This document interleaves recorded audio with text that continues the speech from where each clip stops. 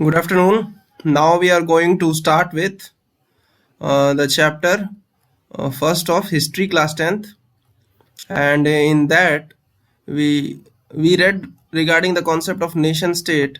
So I just want to revise that line once more, that a nation state was one in which the majority of its citizen and not only its ruler came to develop a sense of common identity. ये बहुत important चीज़ है nation state के लिए, एक sense of common identity का होना। Sense of common identity का मतलब कि भाई हम सब एक जैसे हैं, समान हैं, and shared history of descent, shared history और डिसेंट, यानी कि हम सबका एक ही हिस्ट्री है, सिमिलर हिस्ट्री है और डिसेंट है। सो नाउ नेशन स्टेट का ये दो element, shared history and descent और descent and sense of common identity, ये दोनों चीज़ हमेशा याद रखो। और इसके कंटेक्स्ट में अब हम लोग आगे बढ़ेंगे। लास्ट टाइम हम लोगों ने French revolution and idea of nation वाला पार्ट कर लिया था, यहाँ से आइडिया आया था सिटीजन का और फादरलैंड का। उसके बाद अब ये देख लो एक यूरोप का मैप। यहाँ पे अभी आपको मैं दिखाऊंगा कि जर्मनी नाम का कोई कंट्री नहीं है यहाँ पे, ठीक है। और इटली प्रेजेंट टाइम में है लेकिन यहाँ पे नहीं है। यहाँ पे Sardinia, Corsica, kingdom of the two Sicily, ये है इटली की जगह। और यहाँ पे Bavaria, Austrian empire, Hungary, Galicia, ठीक है। ये सब जगह देख लो। तो जर्मनी नहीं है यहाँ पे अभी, तो अभी तक जर्मनी बना नहीं है, इटली बना नहीं। ये मैप कब का है? Europe after Congress of Vienna 1815, ठीक है। इस कांग्रेस ऑफ वियना के बारे में आप लोगों को पता होगा, नहीं पता होगा तो एक बार बताता हूं मैं कि नेपोलियन के डिफीट के बाद ये नेपोलियन कहाँ पे था पहले? फ्रांस। और उसके डिफीट के बाद ये अगल बगल के राजा लोगों ने मीटिंग करके कुछ कुछ जगहों को बांटा था ताकि दोबारा से नेपोलियन जैसा कोई सिचुएशन ना अराइज हो जाए, ठीक है। तो अब देखो यहाँ पे ये सब चीज़ हम लोग डिटेल में पढ़ेंगे आगे। वैसे लास्ट टाइम हम लोग यहाँ तक कंप्लीट किए थे, ठीक है। तो अब देखो the making of nationalism in Europe, ये है हमारा सब टॉपिक सेकंड। तो अब यूरोप में क्या था पहले के टाइम पे, जब बहुत सारी कंट्रीज नहीं बनी थी, जब नेशनलिज्म नहीं था। तब नेशनलिज्म का मतलब देश के प्रति लगाव, देश बनाने की चाह, उन लोगों में जो एक जैसे हैं, जिसमें सेंस ऑफ कॉमन आइडेंटिटी है और डिसेंट है या शेयर्ड हिस्ट्री है। तो अब ये देखो यहाँ पे कि यूरोप का जस्ट एक सिचुएशन मैं बता रहा हूँ जो कि नेशनलिज्म के एराइज होने से पहले था। क्या था? काफ़ी बड़े किंगडम हुआ करते थे जिसमें डिफरेंट सेट्स ऑफ लोग रहते थे। सिंपल लैंग्वेज में, जैसे एक Habsburg empire Austria Hungary region में है अगर, तो वहाँ पे कुछ लोग पॉलिश बोलेंगे, कुछ लोग फ्रेंच बोलेंगे, कुछ लोग जर्मन बोलेंगे, ठीक है, कुछ इटालियन बोलेंगे। इस तरह की चीज़ है वहाँ पे। तो यूरोप में भी पहले ये कंट्रीज नहीं हुआ करती थी, पहले अंपायर हुआ करते थे, मोनार्की हुआ करती थी जिसके अंदर डाइवर्स लोग रहते थे। और इन सब को बांध के रखता कौन था? कॉमन एक राजा जो था उनका, ठीक है। इस तरह का था। जैसे अभी हम लोग देखते हैं ना, इलेक्शन होता है हमारे कंट्री में और लीडर्स चूज करते हैं हम लोग, तो उस समय यूरोप में नहीं था ऐसा। उस समय ये कॉन्सेप्ट ही नहीं आया था क्या डेमोक्रेसी का। तो अब उस समय क्या था? ऑटोक्रेटिक मोनार्कीज थी, ठीक है। ऑटोक्रेटिक मोनार्की, इनका जो मन आएगा वो करेंगे। और कंट्रीज जो थी वो थी नहीं, और ये बड़े बड़े किंगडम थे। इस तरह का सिचुएशन था। तो आइए पढ़ते हैं हम लोग। If you look at the map of mid 18th century Europe, you will find that there were no nation state as we know them today, ठीक है। ये मिड 18th सेंचुरी की बात कर रहे हैं हम लोग, अभी 1815 का देखे हैं ना, तो 1750s की बात कर रहा है। तो there were no nation state. What we know today Germany, Italy, Switzerland were divided into kingdoms, ठीक है, duchies and cantons, whose ruler had their autonomous territory. देख लो यहाँ पे किंगडम्स में डिवाइडेड थे, कंट्रीज थी नहीं वहां पे, ये जो अभी है। तो यही तो बोल रहा है ना कि ये कंट्रीज आई कैसे, तो आई कैसे, तो इसी चीज का ये है द मेकिंग ऑफ नेशनलिज्म, क्योंकि nationalism is associated with formation of nation state and nation, and these are different nation, ठीक है। सो नाउ देखो, eastern and central Europe were under autocratic monarchy within the territory of which live the diverse people, ठीक है। ये जो अभी मैंने situation समझाया, within which live the diverse people, अलग अलग तरह के लोग, ठीक है। तो अब देखो, they did not see themselves as sharing collective identity. जैसे नेशन स्टेट का डेफिनेशन में पढ़े थे, सेंस ऑफ कॉमन आइडेंटिटी होगा, वो नहीं है यहाँ पे। शेयर्ड कलेक्टिव आइडेंटिटी और कॉमन कल्चर जो है वो आपस में नहीं देखते थे, क्योंकि भाई अलग अलग है, कोई ये लैंग्वेज बोलता है, कोई ये लैंग्वेज बोलता है, तो नहीं है समान चीजें। So often they spoke different language and belong to different ethnic group, समझ गए। फिर आता है कि अब एग्जाम्पल दे दिया इस चीज का, हैब्सबर्ग एम्पायर में जो रूल्ड ओवर ऑस्ट्रिया हंगरी, इसमें बोला गया ये पैचवर्क है काफी जगहों के लोग, काफी जगहों का और काफी तरह के लोगों का। अब जैसे इसमें जगह के बारे में बता रहा है, अल्पाइन रीजन है, टायरोल है, ऑस्ट्रिया है एंड सुडेटनलैंड है। उसके बाद बोहेमिया है, where the aristocracy was predominantly German speaking. अब देख लो, ये इन जगहों की एरिस्टोक्रेसी मतलब जो एलिट लोग होते हैं जिनके पास जमीन होती है, तो ये लोग वहां के जर्मन बोलते थे। Now it also included the Italian speaking province of Lombardy and Venetia।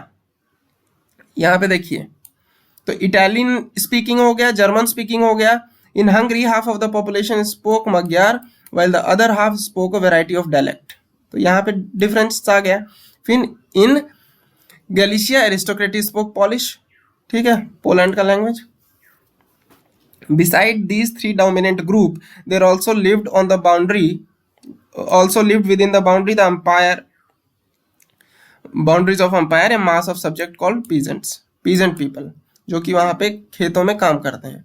Bohemians and Slovaks to the north, Slovenes in Carniola, Croats to the south and Romans to the east in Transylvania। तो अब देख लो, बता दिया यहाँ पे क्या, एक umpire है, और अब फ्यूचर में जो जो कंट्री आएगी, स्लोवेनिया, रोमानिया, क्रोएशिया, तो अब ये सब के लिए क्या हो गया, ये सब लोग उसमें रहते थे, तो ये सब कंट्री अभी बन गई। इसका मतलब ये लोग जो ये बोलते होंगे, ये लोग आवाज उठाए होंगे ना कि भाई हाँ, क्रोएशिया वाले जो क्रोएट्स बोलते हैं कि हाँ मेरे को दे दो कंट्री अपनी, तो वो क्या हुआ, कंट्री का डिमांड किया।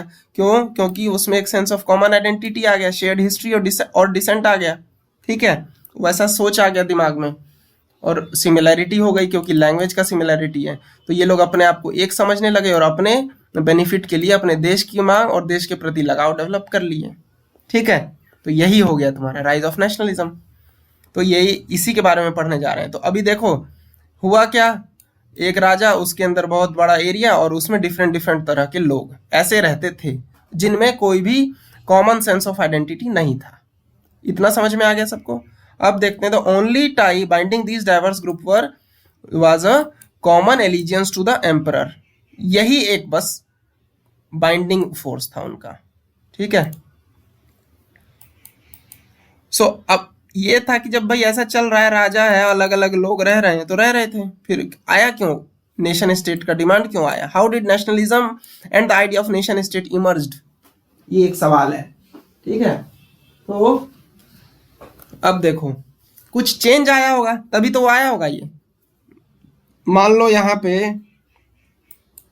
राजा अच्छे से इसको रूल नहीं कर रहा है, यहाँ की जनता को खाना पीना नहीं मिल रहा है, तो फिर आंदोलन करेंगे, फिर किसी के दिमाग में कुछ आएगा कि अच्छा हमको ऐसा करा दो। तो आगे हम लोग स्टोरी पढ़ते हैं अभी। अब ये स्टोरी चल क्या रही है, aristocracy and the new middle class. Aristocracy मैं आपको बता चुका हूं, जिसके पास जमीन होती है, लैंड होता है, अमीर होता है और एलिट आदमी होता है। फिर द न्यू मिडिल क्लास, ये कौन सी क्लास है, ये लोग पहले क्यों नहीं थे, ये लोग अभी क्यों आए, और इनको न्यू क्यों बोला जाता है, ये सारी चीजें समझो। ठीक है, एक सोसाइटी है, सोसाइटी में एग्रीकल्चर होता है, एग्रीकल्चर हो रहा है तो अब उसमें उस सोसाइटी में कितने तरह के लोग होंगे। इकोनॉमिक सेंस में अगर देखा जाए तो दो तरह के लोग होंगे, जो पहला तरह का आदमी जिसके पास जमीन है, जो मालिक है उसका, और दूसरे वो लोग होंगे जो उस पर काम करते होंगे, पीजेंट्स। तो दो क्लास ऑफ आदमी हो गया। ठीक है, two class of people in the place where agriculture is being conducted only. अब देखो यहां पे socially and politically landed aristocracy was the dominant class on the continent. ठीक है, ये लोग वो जिनके पास खूब सारा जमीन और पैसा है। Now the member of this class were United by the common way of life. अब अमीर लोग हैं, उनका एक कॉमन तरीका है खाने पीने और रहने का, उससे वो लोग यूनाइटेड हैं, क्योंकि यूरोप तो बड़ा है। अब यूरोप बड़ा है और यहाँ का लैंडेड एरिस्टोक्रेसी और यहाँ का लैंडेड एरिस्टोक्रेसी में कॉमन था। क्या कॉमन था? ये लोग एक जैसा कपड़ा पहनते थे, एक जैसा खाते थे और एक जैसा ही लैंग्वेज बोलते थे, अपने आप को दूसरों से अलग समझने के लिए। ठीक है, so they own the estate in the countryside and also town houses. They spoke French for the purpose of diplomacy and in high society. ठीक है, ये देख लो, फ्रेंच ये लोग बोल रहे थे हाई सोसाइटी में और डिप्लोमेसी के पर्पस के लिए। So their family were often connected by the ties of marriage. अब ये लोग आपस में फैमिली में शादी वगैरह भी होता था। तो this powerful aristocracy was however numerically a smaller group. अब अमीर लोग तो हमेशा कम ही होते हैं ना। So the majority of the population was made up of peasantry, और ज्यादातर लोग वो थे जो खेतों में काम करते थे। अब west Europe the bulk of the land was farmed by tenants, और ईस्ट यूरोप में bulk of the land was farmed by serfs. Serf का मतलब अभी के लिए समझिए कि गुलाम टाइप आदमी, गुलाम से थोड़ा सा ज्यादा फ्रीडम है उसको, लेकिन टेनेंट से कम है, इस तरह का। तो ईस्टर्न और सेंट्रल में सर्फ था और वेस्टर्न में टेनेंट्स थे, इसको याद रखना है। ठीक है, कि एग्रीकल्चर जो है वो पूरे यूरोप में एक जैसा नहीं था, एक जगह कुछ और सिस्टम चल रहा था, एक जगह कुछ और। तो अब आते हैं in western and central part industrial production जो हुआ स्टार्ट हो गया। क्यों? क्योंकि इंडस्ट्रियल रिवॉल्यूशन आया, स्टीम इंजन और मशीन का डिस्कवरी हुआ, इन्वेंशन हुआ। So now and trade, it meant the growth of the town and emergence of commercial class. अब जैसे एक मशीन आ गया सोसाइटी में, पहले तो एग्रीकल्चर होता था, अभी समझाया आपको। एग्रीकल्चर में दो क्लास, एक पीजेंट और एक एरिस्टोक्रेसी, लैंडेड एरिस्टोक्रेसी। अब जब मशीन आ गया तो यहाँ पे भी तो मशीन का एक मालिक हो जाएगा, मशीन के ऊपर काम करने वाला मजदूर हो जाएगा। ठीक है, और इन मजदूरों को मैनेज करने वाला एक मिडिल क्लास हो जाएगा। ठीक है, जो पढ़े लिखे होंगे। तो ये ही इस द न्यू मिडिल क्लास की कहानी है। अब ये कैसे इंपॉर्टेंट है नेशन स्टेट और नेशनलिज्म के इमरजेंस में, इसको हमें समझना है। तो अब देखो ये लोग क्या है कि growth of town and emergence of commercial class. Commercial class वो हो गया जो इस नए ट्रेड के साथ इमर्ज होता है, इस नए इंडस्ट्रियल प्रोडक्शन सिस्टम के साथ इमर्ज होता है। ठीक है, whose existence was based on production for the market। अगर प्रोडक्शन होगा मार्केट के लिए तो ये रहेंगे, अगर कोई कुछ नहीं खरीदेगा तो ये क्लास चली जाएगी। ठीक है, तो अब देखो यहाँ पे industrialisation began in England in the second half of 18th century, but in France and part of Germany it started only during 19th century। तो इंग्लैंड में पहले हो गया एंड फ्रांस एंड जर्मनी में बाद में आया। In its wake new social group came in to bring. अब जैसे इंडस्ट्रियल रिवॉल्यूशन आया उसके साथ साथ नए तरह के सोशल ग्रुप आए, वही अलग अलग क्लास ऑफ पीपल डेवलप हुआ। पहला था ए वर्किंग क्लास पॉपुलेशन, दूसरा है middle class made up of industrialist. Working class मतलब जो मशीन पे काम करते हैं वो, middle class made up of industrialist, जो इंडस्ट्रियलिस्ट होते हैं वो, फिर बिजनेसमैन, प्रोफेशनल, ये सब लोग। तो ये सब कब आए? जब प्रोडक्शन हुआ। पहले प्रोडक्शन नहीं, एग्रीकल्चर था तो कोई मशीन पे काम करने वाला समूह था लोगों का, नहीं था। इंडस्ट्रियलिस्ट थे तब, नहीं थे। इंडस्ट्री नहीं थी तो इंडस्ट्रियलिस्ट कैसे रहेंगे? So in the central and eastern Europe these group were similar in number, यहाँ पे भी ऐसे ही थे। फिर it was among the educated liberal middle class that the idea of national unity following the abolition of aristocratic privilege gained popularity. अब it was among the educated liberal middle class, ठीक है, बहुत बड़ा वर्ड हो गया ये, पढ़े लिखे फ्री विचार वाले मिडिल क्लास, जो कि नए नए आए हैं इंडस्ट्रियल सोसाइटी में, उनके दिमाग की उपज है ये, ठीक है, और वो लोग इसको पॉपुलर बनाए। अब आपके मन में ये आ रहा होगा कि सिर्फ वही लोग क्यों पॉपुलर बनाए, उससे पहले भी क्या लोगों में, अब जैसे जर्मन स्पीकिंग वाले लोगों में आपस में तो लगाव होगा ना, एक सेंस ऑफ कॉमन आइडेंटिटी तो होगा ना, लेकिन ये लोग आर्टिकुलेट नहीं कर पाए, फ्रेम नहीं कर पाए इस आइडिया को। लेकिन जो लिबरल एजुकेटेड मिडिल क्लास है, यहाँ पे एजुकेटेड वर्ड बहुत इंपॉर्टेंट है, क्योंकि पढ़े लिखे लोग ही कॉन्सेप्ट को फॉर्मुलेट करके लोगों को बता पाए कि हाँ ये है नेशन स्टेट, ऐसा होना चाहिए। इनके हिसाब से सेम लैंग्वेज वाले फ्रीली मूव करेंगे और प्रोस्पेरिटी अचीव करेंगे, वो सिनेरियो लाओ, इसके लिए नेशन चाहिए, नेशन स्टेट का डेवलपमेंट चाहिए। तो उन्होंने ये सब आइडिया बताया सबको, लेकिन ऐसा नहीं था कि सेंस ऑफ आइडेंटिटी नहीं थी। सेंस ऑफ कॉमन आइडेंटिटी तो थी ना, जो लोग सिमिलर लोग थे उनमें थी, अलग अलग में तो नहीं था। जर्मन स्पीकिंग वाले में नहीं था, जर्मन और इटालियन वाले में नहीं था कि जर्मन और इटालियन एक दूसरे को सिमिलर समझे, नहीं, लेकिन अमंग जर्मन्स, जर्मन के बीच में सब लोग तो एक दूसरे से थे ना जुड़े, कि हाँ ये लोग में कॉमन सेंस ऑफ एक आइडेंटिटी है। तो अब देखते हैं, आगे आते हैं हम लोग कि what does liberal nationalism stand for. सबसे पहले लिबरल जो वर्ड है वो एक लैटिन वर्ड लिबर से आया है, जिसका मतलब होता है फ्री, ठीक है। और लिबरलिज्म एक विचारधारा, एक आइडियोलॉजी है, ठीक है। क्या होता है इसमें? न्यू मिडिल क्लास के लिए लिबरलिज्म स्टूड फॉर फ्रीडम, आज़ादी के लिए वो सिंबलाइज कर रहा है इस वर्ड को। जब आप लिबरलिज्म समझो तो आज़ादी, खुलापन, ये सब दिमाग में आना चाहिए। So for the individual and equality of all before law. तो न्यू मिडिल क्लास के लिए लिबरलिज्म का मतलब क्या है? इंडिविजुअल का फ्रीडम और इक्वालिटी, किसकी? सबकी। किसकी नज़र में? कानून की नज़र में। कानून की नज़र में सब बराबर और हर आदमी को फ्रीडम मिले, ये है लिबरलिज्म का मतलब फॉर न्यू मिडिल क्लास। अब देखो पॉलिटिकली इसका मतलब क्या है कि जो सरकार हम चाहें वैसी बने, ना कि वो जो राजा चाहे कि भाई मेरा बेटा अब दूसरा राजा बनेगा। नहीं हो रहा है ऐसा यहाँ पे। लिबरलिज्म में ये चीज नहीं है। लिबरलिज्म में लोग सोचते हैं कि सरकार वही जो हम चाहें, government by consent. Since the French revolution liberalism जो है stood for end of autocracy and clergy privilege, but and also a constitution, representative government through parliament. French revolution 1789 से नया आइडिया डेवलप हो चुका है,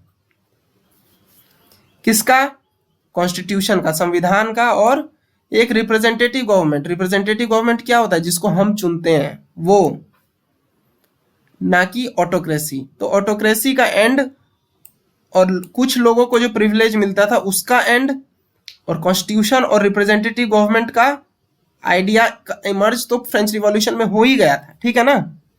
इन 19th century liberal also stressed the inviolability of private property. मतलब private property को लोग नहीं destroy कर सकता है, सरकार नहीं छीन सकती है, ठीक है। ये सब आइडिया इमर्ज हो रहा था वहां पे। समझो चीजों को। अभी तक क्या पढ़े हम लोग? यूरोप में पहले क्या सिस्टम था? पहले ये सब कंट्रीज नहीं थी, तो क्या था? राजा थे और अलग अलग तरह के लोग थे जिनमें कोई कॉमन सेंस ऑफ आइडेंटिटी नहीं था। फिर क्या हुआ? Emergence of new middle class आया। न्यू मिडिल क्लास का इमरजेंस क्यों हुआ? क्योंकि इंडस्ट्रियलाइजेशन हुआ था, जिसके कारण एक कॉमर्शियल क्लास डेवलप हुआ, जिसका डिपेंडेंस, जिसका एग्जिस्टेंस जो है वो प्रोडक्शन पे डिपेंडेंट है, ठीक है। उसके बाद अब क्या बोल रहा है कि उन न्यू मिडिल क्लास में, एजुकेटेड लिबरल मिडिल क्लास के दिमाग में नेशन स्टेट का आइडिया इमर्ज हुआ। और क्या इमर्ज हुआ? कि हम लोग प्रिविलेज को हटा देंगे जो कुछ लोगों को ही मिल रहा है, एबॉलिशन ऑफ एरिस्टोक्रेटिक प्रिविलेज, ठीक है। और नेशनल यूनिटी का। ये आइडिया उस समय हो गया। उसके बाद हम लोगों ने क्या पढ़ा, लिबरलिज्म का मतलब समझे अभी तक, और ये समझा कि लिबरलिज्म का मतलब इंडिविजुअल फ्रीडम और equality of all before law है। जो जो वर्ड मैं बोल रहा हूं बुक से रीड करके वो आपको दिमाग में रट लेना है, वो मिस नहीं करना है, ठीक है। Equality of all before the law and freedom of individual, ये दो वर्ड, दो सेंटेंस आपको लिखना ही है जब लिबरलिज्म पूछेगा तो। अब आते हैं आगे। इक्वालिटी बिफोर लॉ का मतलब तब भी ये नहीं था कि सबको वोट देने का अधिकार है। सफरेज का मतलब राइट टू वोट होता है। तो अब देखो यहाँ पे,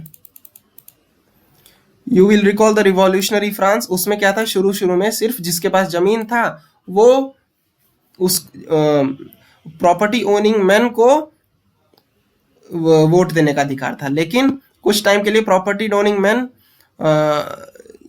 ये जैकोबियन के टाइम पे ऑल एडल्ट मेल को राइट टू वोट मिला। लेकिन उसके बाद नेपोलियनिक कोड में फिर से वुमेन को स्टेटस ऑफ माइनर जो है वो घोषित किया गया, और फिर मतलब वोट देने का अधिकार पूरे पॉपुलेशन को नहीं दिया जाता था। जैसा अभी हम लोगों को ऐसा लगता है कि वोट मतलब 18 साल से ऊपर हो गए तो वोट दे दो, तो ये नहीं था। सो now let us C,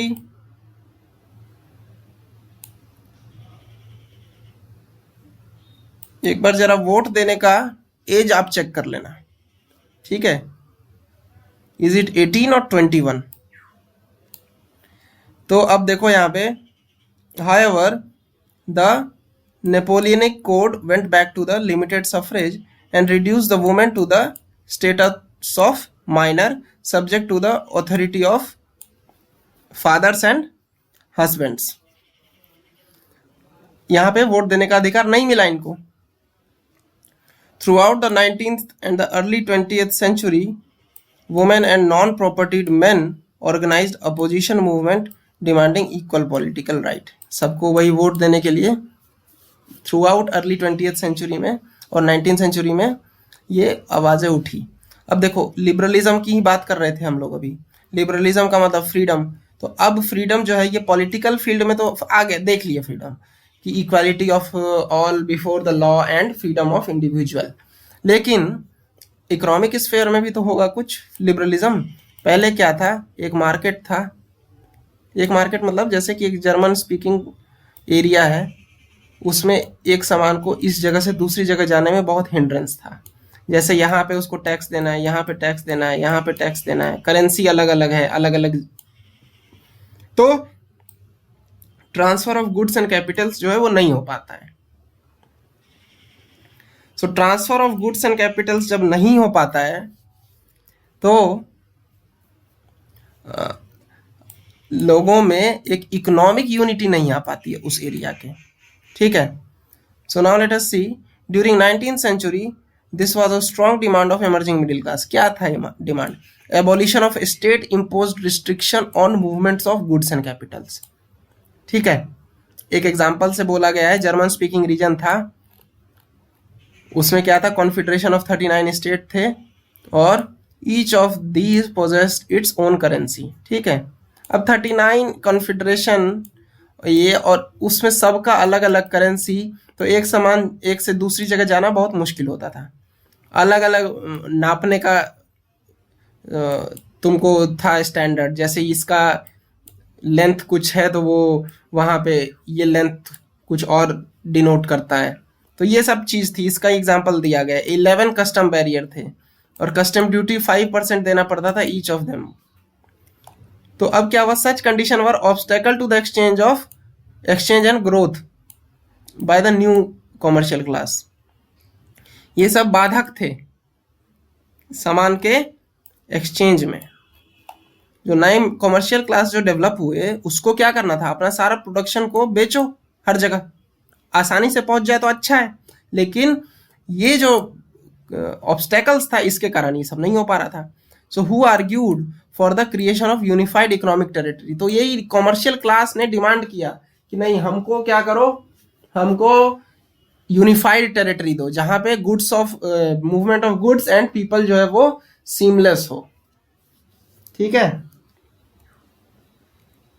In 1834 a custom union or Zollverein was formed at the initiative of Prussia. ज़ुल्वरीन क्या है? वो एरिया है जहां पे कस्टम ड्यूटी बैरियर्स नहीं है, ठीक है। तो अब क्या हुआ, यूनियन एबॉलिश टैरिफ, ये सब हटा दिया, और and reduce the number of currency from 30 to 2। तो करेंसी भी अब एक तरह से कॉमन हो गया, 2 करेंसी यूज होने लगी। So the creation of network of railway, अब रेलवे भी बना दिया तो सामान इजिली ट्रांसपोर्ट होगा। A wave of economic nationalism strengthened the wider nationalist sentiments growing at that time। अब इकोनॉमिक नेशनलिज्म आ गया, यहाँ का बना हुआ कपड़ा अगर यहाँ पे कोई आदमी पहनेगा तो इन दोनों में एक sense of common sense of identity आएगा। तो वो ही ये बोल रहा है कि इकोनॉमिक नेशनलिज्म के कारण एक वाइडर नेशनल सेंटिमेंट को सपोर्ट मिला, स्ट्रेंथन किया। अब आ जाते हैं ए न्यू कंजर्वेटिव आफ्टर 1815। अभी तक सब ठीक चल रहा है, अब समझिए कि यहाँ पे ये क्या बोलना चाह रहा है, ठीक है। देखो, नेपोलियन का डिफीट हुआ 1815 में। नेपोलियन जो है वो मॉडर्न आइडिया का सपोर्टर था। इससे क्या हुआ, अगल बगल के लोग डर गए कि यार ये तो हमारा राजगद्दी को हटा देगा, हमसे छीन लेगा। सो हो क्या रहा है यहाँ पे कि conservatives believe that the established tradition institution of state and society like monarchy, the church, hierarchy should be preserved। Conservatism क्या होता है, एक पॉलिटिकल आइडियोलॉजी है जिसमें कि ट्रेडिशन को, इंस्टीट्यूशन को और धीरे धीरे चेंज, बदलाव को, ना कि तुरंत बदलाव, क्विक चेंज नहीं सपोर्ट करते थे। ये लोग सपोर्ट करते थे ग्रेजुअल चेंज, ग्रेजुअल डेवलपमेंट, ठीक है। ये है philosophy. So most conservatives however did not propose a return to the society of pre-revolutionary days, ठीक है। प्री रिवॉल्यूशनरी डेज मतलब फ्रेंच रिवॉल्यूशन से पहले की जो सोसाइटी थी उसमें नहीं जाना चाहते थे। क्यों? और इनके भी कंट्री में रिवॉल्यूशन हो रहा था। So rather they realised from the change initiated by Napoleon that modernisation in fact strengthen the institution. देखो, राजा प्रजा है, बगल में फ्रांस में ये लोग मोनार्की को एबॉलिश करने का प्रैक्टिस किया, स्टार्ट किया। तो ये लोग डर गए, ये मोनार्की, अगल बगल वाली मोनार्की। तो ये लोग क्या किए, ये लोग बोले कि ठीक है, आइडिया जो आ गया है तो इसके साथ जो मॉडर्नाइजेशन हुआ, जैसे नेपोलियनिक कोड आया और एडमिनिस्ट्रेटिव एफिशिएंसी आई, तो ये बोला ऐसा है, ये चीजें ले सकते हैं हम लोग, राजगद्दी नहीं छोड़ेंगे, इस चीज को ले लेंगे ताकि यहाँ की जनता भी खुश रहेगी और हमें फिर हटाने की बात भी नहीं करेगी। क्योंकि अगर एडमिनिस्ट्रेटिव एफिशिएंसी को आप इनकॉर्पोरेट कर लोगे मोनार्की के अंदर, तो मे भी ऐसा हो सकता है कि वो मोनार्की स्ट्रेंथन हो जाए, ठीक है, in short run. So it could make the state power more effective and strong. A modern army, an efficient bureaucracy, a dynamic economy, abolition of feudalism and serfdom could strengthen the autocratic monarchy of Europe। ठीक है। तो अब देखिए यहाँ पे इन 1815 क्या हुआ, European power के representative Britain, Russia, Prussia, Austria, ये 4 दिग्गज ये लोग आए। हाँ भाई बताओ, नेपोलियन को हरा दिया हम लोगों ने। Who had collectively defeated Napoleon। ये लोग वियना में मिले, Austria, to draw up the settlement of Europe. ये बोले अब हम डिसाइड करते हैं किसके पास कौन सा एरिया जा रहा है। Congress was hosted by Austrian chancellor duke Metternich and the delegates drew up the treaty of Vienna. और जो लोग आए उन्होंने ये ट्रीटी बनाई 1815 में, ट्रीटी ऑफ वियना इन 1815। कौन 4 दिग्गज आए थे? Austria, Prussia, Britain, Russia. और कांग्रेस वाज होस्टेड बाय कौन? Austrian chancellor duke Metternich. अब देखो यहाँ पे इनका ऑब्जेक्टिव था undoing most of the changes that had come about in Europe during Napoleonic war. Napoleonic war में जो जो यूरोप में चेंजेस आए उसको अनडू करना। The Bourbon dynasty which had deposed during French revolution was restored to power. जो जिस राजा को भगा दिया था वो डायनेस्टी दोबारा से आ गई। And French lost the territory to it has annexed under Napoleon. अब नेपोलियन ने टेरिटरी एनेक्स किया था अगल बगल का, वो सारा एनेक्स टेरिटरी चला गया। ठीक है। फिर a series of state were set up on the boundary of French to prevent French expansion. अब देखो यहाँ पे a series of state were develop. एक फ्रांस एरिया है, फ्रांस एरिया के इर्द गिर्द स्टेट्स डेवलप कर दिया जो कि इसके एक्सपेंशन को रोकेंगे। ठीक है। Thus the kingdom of Netherland which included Belgium was set up in the north. देख लो नीदरलैंड कब सेटअप हुआ फिर। And Genoa was added to the Piedmont in the south. Prussia was given important new territory on its west frontier, was given important new territory. अब Prussia को मिल गया, Prussia वहां पे गया तो फ्रांस का कुछ पार्ट मिल गया प्रूशिया को कि लो भाई। While Austria was given control of northern Italy, Australia को ऑस्ट्रिया को नॉर्दर्न इटली का कंट्रोल मिल गया। ये लोग चारों लोग वहां पे मिले और फ्रेंच ने जो जो हथियाया था उसको वापस ले लिया और खुद में बांट लिया। But the German confederation of 39 state that has been set up by Napoleon was left untouched. ये चीज उन्होंने नेपोलियन के कारण ही बहुत सारे जर्मन स्पीकिंग 39 जर्मन कॉन्फेडरेशन में आए थे। ठीक है, 39 भी ज्यादा है लेकिन थोड़ी यूनिटी आई थी। In the east Russia was given a part of Poland while Prussia was given a portion of Saxony. So the main intention was to restore the monarchies. ठीक है, इनको नए पॉलिटिकल इंस्टीट्यूशन से मतलब नहीं था, इनको चाहिए था मोनार्की रिस्टोर कर दो that had been overthrown by Napoleon and create a new conservative order in Europe, ताकि यूरोप में फिर कोई लिबरलिज्म का हल्ला ना उठाए कि भाई हमको फ्रीडम दो, आजादी दो, नहीं।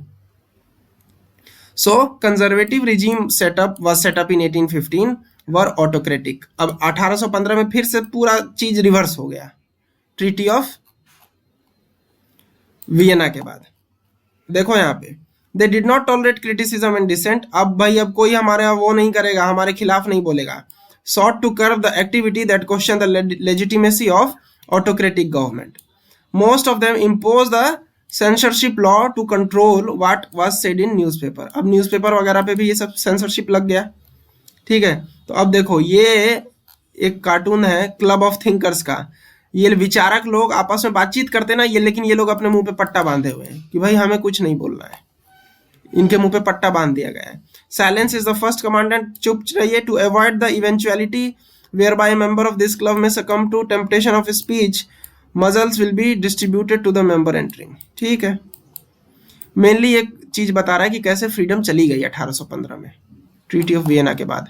कंजर्वेटिव वर्ल्ड ऑर्डर आ गया कहाँ पे, यूरोप में। ठीक है, एसोसिएटेड विद फ्रेंच रिवॉल्यूशन ये सब चला गया। So the memory of the French revolution nonetheless continued. अब ये फ्रेंच रिवॉल्यूशन में कुछ तो लिबरल आइडिया आए थे लेकिन सिर्फ उसकी यादें रह गई, बाकी ग्राउंड पे हर चीज मिट गई, पुरानी चीज आ गई दोबारा से। बर्बन डायनेस्टी को रीइंस्टेट कर दिया। फ्रेंच ने जो चीज एक्सपैंड किया था वो चीज आपस में ये लोग बांट लिए और ये ज्यादा एक्सपैंड ना करे, इसलिए इसके इर्द गिर्द डिफरेंट स्टेट्स बन गए। So one of the major issue taken up by liberal nationalist who criticise the new conservative was freedom of press. ये देख लो, फ्रीडम ऑफ प्रेस की बात होगी तो फ्रीडम ऑफ प्रेस की बात हम लोग आज भी अपनी सोसाइटी में करते हैं और तब भी हुई थी। तो चीज़ों को रिलेट करना भी सीखिए आप लोग। अभी हम लोग यहीं तक पढ़ेंगे, रिवॉल्यूशनरीज जो है ये वाला पोर्शन अब नेक्स्ट लेक्चर में। तब तक आप लोग ये बताएं कि इलेक्शन का वोटिंग का राइट आपको किस एज में मिलेगा।